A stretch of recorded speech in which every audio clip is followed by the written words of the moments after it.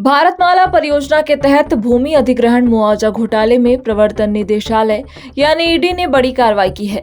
मामले में अभनपुर के जमीन कारोबारी जयप्रकाश गांधी को धन शोधन निवारण अधिनियम 2002 के तहत गिरफ्तार किया गया है। पूरे मामले में करोड़ों रुपए के मुआवजा घोटाले और मनी लॉन्ड्रिंग की जांच जारी है। वहीं कारोबारी पर आरोप है कि उसने 56 लाख की जमीन पर 9 करोड़ 83 लाख का मुआवजा लिया और घोटाले से मिले पैसे को छिपाने के लिए उसे शेयर बाजार, म्यूचुअल फंड और अन्य वित्तीय साधनों में निवेश किया गया। इसे मनी लॉन्ड्रिंग की प्रक्रिया का हिस्सा माना जा रहा है। ईडी की जांच छत्तीसगढ़ एसीबी ईओडब्ल्यू की दर्ज एफआईआर के आधार पर शुरू हुई थी।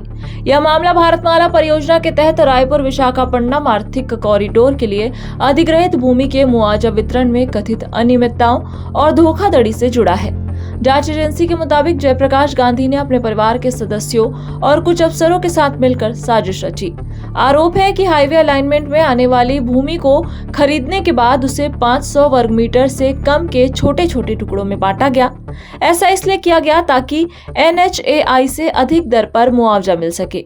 ईडी के मुताबिक इस कथित फर्जीवाड़े के जरिए आरोपी और उसके परिवार ने करीब 9 करोड़ 83 लाख रुपए का मुआवजा हासिल किया, जबकि नियमों के अनुसार उन्हें केवल 56 लाख 76 हजार रुपए ही मिलने थे। जांच में सामने आया कि इस तरह लगभग 9 करोड़ 27 लाख रुपए की अवैध आय अर्जित की गई। जांच एजेंसी का दावा है कि घोटाले से मिले पैसे को छिपाने के लिए उसे शेयर बाजार, म्यूचुअल फंड और अन्य वित्तीय साधनों में निवेश किया गया। इसे मनी लॉन्ड्रिंग की प्रक्रिया का हिस्सा माना जा रहा है। इससे पहले 28 अप्रैल 2026 को ईडी ने रायपुर, अभनपुर और धमतरी जिले में कई ठिकानों पर छापेमारी की थी। कार्रवाई के दौरान महत्वपूर्ण दस्तावेज, डिजिटल उपकरण और अन्य सबूत जब्त किए गए थे।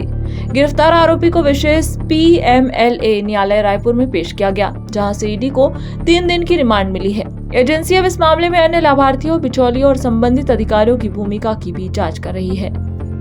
गौरतलब है कि भारतमाला परियोजना केंद्र सरकार की एक महत्वाकांक्षी सड़क परियोजना है, जिसके तहत करीब 26,000 किलोमीटर आर्थिक कॉरिडोर विकसित किए जाने हैं। यह corridor golden quadrilateral, north south और ईस्ट वेस्ट कॉरिडोर से जुड़ेंगे।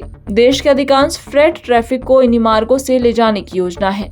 रायपुर विशाखापट्टनम कॉरिडोर इसी परियोजना का अहम हिस्सा है। इस भारतमाला प्रोजेक्ट में जमीन अधिग्रहण मामले में 43 करोड़ का घोटाला हुआ है। जमीन को टुकड़ों में बांटकर एनएचएआई को 78 करोड़ का भुगतान दिखाया गया। एसडीएम पटवारी और भूमाफिया के सिंडिकेट ने बैक डेट पर दस्तावेज बनाकर घोटाले को अंजाम दिया।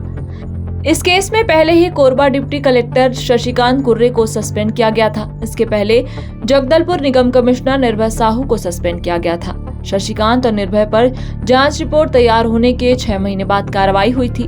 निर्भय कुमार साहू समेत 5 अधिकारी कर्मचारी पर 43 करोड़ 18 लाख रुपए से ज्यादा राशि की गड़बड़ी का आरोप है। राजस्व विभाग के मुताबिक मुआवजा करीब 29 करोड़ 5 लाख रुपए का होता है। अभनपुर के ग्राम नायक बांधा और रोला में भूमाफिया ने राजस्व अधिकारियों के साथ मिलकर जमीन को छोटे टुकड़ों में काटकर 159 खसरे में बांट दिया। मुआवजे के लिए 80 नए नाम रिकॉर्ड में चढ़ा दिए गए। इससे 559 मीटर जमीन की कीमत करीब 29 करोड़ 5 लाख रुपए से बढ़कर 70 करोड़ से ज्यादा पहुंच गई। अभनपुर बेल्ट में 9.38 किलोमीटर के लिए 324 करोड़ मुआवजा राशि निर्धारित की गई, जिसमें से 246 करोड़ रुपए मुआवजा दिया जा चुका है। वहीं 78 करोड़ रुपए का भुगतान अभी रोक दिया गया है।